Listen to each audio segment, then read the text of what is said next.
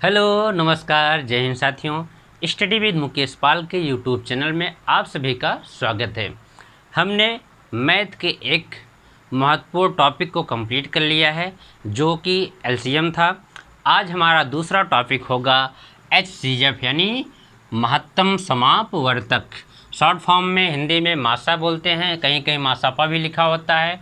और दूसरा होता है एचसीएफ, इसका इंग्लिश में नाम जिसे हाईएस्ट कॉमन फैक्टर कहते हैं। पढ़ने से पहले आज मैं पहली बार आपसे निवेदन कर रहा हूं कि जो भी इस वीडियो को देख रहे हैं वो हमारे इस YouTube चैनल को ज़रूर सब्सक्राइब कर देंगे। ये मैं पहली बार आपसे कह रहा हूं कि आप इसे ज़रूर सब्सक्राइब कर दीजिएगा, जिससे कि जितने भी मैं नए वीडियो अपलोड करूं आपको आसानी से आपके पास पहुँचे। तो उम्मीद है कि आप इसे ज़रूर सब्सक्राइब करेंगे। तो ये भी दो प्रकार से निकाला जाता है। जैसे हमारा लासा था एलसीएम, एक गुणनखंड विधि, गुणनखंड पहला जो इसका है गुणनखंड विधि, और दूसरा जो होता है वो भाग विधि। गुणनखंड विधि और दूसरा क्या होता है, भाग विधि। तो आज हम जो पढ़ेंगे वो गुणनखंड विधि से। किससे? गुणनखंड विधि से मासा कैसे निकालेंगे। तो आज हमारा ये टॉपिक रहेगा गुणनखंड विधि से मासा निकालना। तो यहाँ अब इसको हम इरेज कर दे रहे हैं। गुणनखंड विधि से आपको जानकारी होगा ही होगी गुणनखंड विधि। अच्छा, सबसे पहले हम इसको जान लेते हैं कि मासा होता क्या है। ये हाईएस्ट कॉमन फैक्टर, एक ऐसा फैक्टर जो दी गई संख्याओं में सबसे बड़ा हो और तीनों में जितनी भी संख्याएं हो सभी संख्याओं में कॉमन हो। यानी ऐसा फैक्टर जो कि सभी संख्याओं में कॉमन हो और वो सबसे बड़ा हो। तो हम एक सवाल के माध्यम से इसको समझने का प्रयास करेंगे। हमारी वही संख्या है 15, 20 और 25। इसका हमारा मासा क्या होगा? तो सबसे पहले 15 का हम गुणनखंड करेंगे, फैक्टर करेंगे, तो इसका हो जाता है 3 गुणे 5। 20 का क्या होता है 2 गुणे 2 गुणे 5। और 25 का क्या हो जाएगा 5 गुणे 5। तो ये हमारा जो है पूरा का पूरा इसका गुणनखंड आ गया। 15 का 3 गुणे 5, 5 है 15, 5 दूना 10 दूना 20 और 5 25। यहाँ नीचे लिखेंगे HCF। ये इतना तो आपने पहले सीख लिया जब हम एलसीएम पढ़ रहे थे या फिर गुणनखंड सीख रहे थे। अब हमें एचसीएफ में यानी मासा में नया क्या पढ़ना है, यहाँ से ध्यान देने वाली बात है। इसमें हमने कहा कि बड़ी से बड़ी संख्या होनी चाहिए और वो क्या हो तीनों में या फिर जितनी भी संख्याएं उनमें कॉमन होना चाहिए। तो सबसे पहले देख रहे हैं कि यहाँ 5 क्या है, तीनों में कॉमन है। हम यहाँ 5 को बाहर कर लेते हैं। इसके बाद गुणा का चिन्ह लगाएंगे। अब हम देखेंगे कि कौन कौन सी संख्याएं इसमें से और कॉमन हो रही हैं। तो ऊपर 3 है, 3 और कहीं है नहीं। यहाँ पर 2 है और कहीं 2 है नहीं, 5 है और कहीं नहीं। तो हमारा जो यहाँ पर एचसीएफ आ जाएगा वो आ जाएगा क्या 5 आ जाएगा। कितना 5। और कोई संख्या होती तो उसको भी गुणा करके हम उसका गुणनफल लिख देते। तो मुझे उम्मीद है कि आपको ये समझ में आया होगा। तो यहाँ नोट डाउन कर सकते हैं। ये बहुत ही बेहद आसान तरीके से हमने सीखा। इसका दूसरा जो पार्ट होगा, दूसरा सवाल होगा, यहाँ पर हम ले लेते हैं 20, 30 और 50। एक संख्या ले लिए 20, 30 और 50। तो 20 का जो गुणनखंड होगा वो क्या हो जाएगा, अभी हमने लिखा 2 गुणे 2 गुणे 5। 30 का गुणनखंड क्या हो जाएगा 2 गुणे 3 गुणे 5। और 50 का क्या हो जाएगा 2 गुणे 5 गुणे 5। एक बार चेक कर लेते हैं सही कि गलत।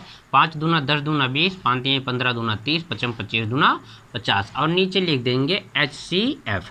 और हमारा HCF क्या होगा, तो सबसे पहले जो भी कॉमन, यहाँ पर 2 इसमें भी है, इसमें भी, इसमें, तो 2 बाहर आ जाएगा। इसके बाद 2 और कहीं नहीं है। एक 5 तीनों में कॉमन है तो 5 भी बाहर आ जाएगी। इसके बाद हम देख पा रहे हैं कहीं और कुछ कॉमन है नहीं है। 3 अकेला है, यहाँ 5 अकेला है। तो यहाँ 2 गुणे 5 यानी इसका जो है HCF क्या होगा 10। और इसको चेक कैसे करेंगे क्या हमारा सही आ रहा है कि नहीं।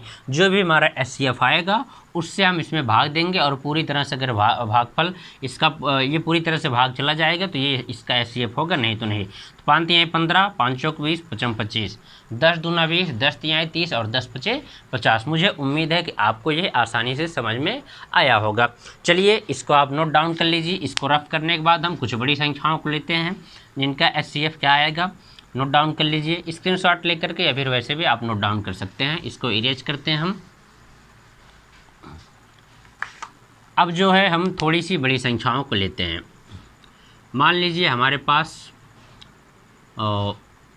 34, 68 और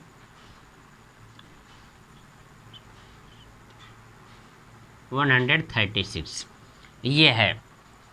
तो इसका जो है HCF क्या होगा, तो सबसे पहले 34 का हम गुणनखंड करेंगे तो इसका हो जाएगा 2 × 17। 68 का क्या हो जाएगा 2 × 2 × 17। इसके बाद 136 का क्या हो जाएगा 2 × 2 × 2 × 17। एक बार चेक कर लेंगे, 17 दूना 34 दूना 68 दूना 176 हो जाता है क्या इसका तो शायद गलत हो गया, 2 दूना 4, 4 दूना 8, 17 8 136। हाँ ठीक तो है। तो इसका जो गुणनखंड ये हो गया, तो ठीक है। अब इसका हम HCF कर देंगे। तो सबसे पहले इसमें कॉमन क्या हमको नज़र आ रहा है, सब जगह 2 है, क्या है 2, तो 2 तो बाहर आ गया। इसके बाद ये और कहीं ये 17 है, यानी 17 कॉमन है, तो 2 × 17 34 हो जाता है। इसका जो है HCF कितना हो जाएगा, इसका HCF, HCF हो जाएगा 34। तो हम देखते हैं इसका क्या है 34, 68 और 136, इसका HCF 34 यानी 34 आ गया है। एक और संख्या लेकर के आज हम इसका समापन कर देंगे। मुझे उम्मीद है कि आपको ये पूरी तरह से समझ में आएगा। करना क्या है कि जो भी इसमें कॉमन हो सिर्फ वही को बाहर निकालना है। LCM में हम क्या करते थे, पहले कॉमन को बाहर निकालते थे, फिर बची हुई संख्याओं का दोबारा गुणा करते थे। तो यहाँ ऐसा नहीं करना, यहाँ सिर्फ जो ही कॉमन है उसी को बाहर करके गुणा कर देंगे। अब हम ले लेते हैं 500, 250 और 1000। ये हमारे पास 3 संख्याएं हैं, इनको लेकर के इनका HCF हमें निकालना है। तो क्या करते हैं, सबसे पहले 500 का फैक्टर करेंगे तो इसका हो जाएगा 2 गुणे एक बार इसका अलग से निकाल लेते हैं, मुझवानी में थोड़ी सी गलती हो सकती है।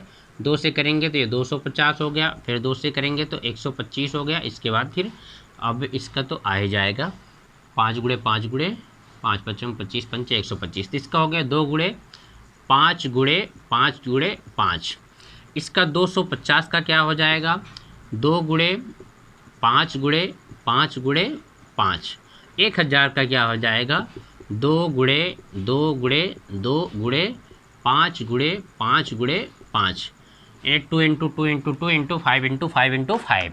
तो अब इसका HCF क्या हो जाएगा 55, 25, 25, 25, 250, 500, 1000। ठीक है, यहाँ HCF इसका क्या हो जाएगा, सबसे पहले 1 2 इसमें तीनों में क्या है कॉमन है, तो इस 2 को हम बाहर ले आते हैं।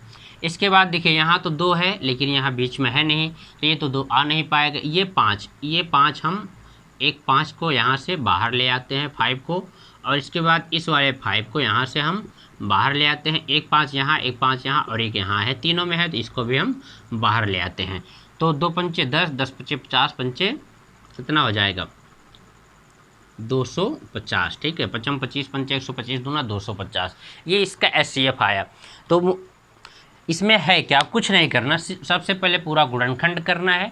गुणनखंड करने के बाद इसमें जो भी कॉमन हो, यानी जो कॉमन का मतलब होता है कि ऐसी संख्या जो जितनी भी संख्याएं सब में दी हों। तो इसमें क्या है, सब में दी गई संख्या 2 है, यहाँ 5 मिला पूरा, फिर 5 मिला, फिर 5 मिला।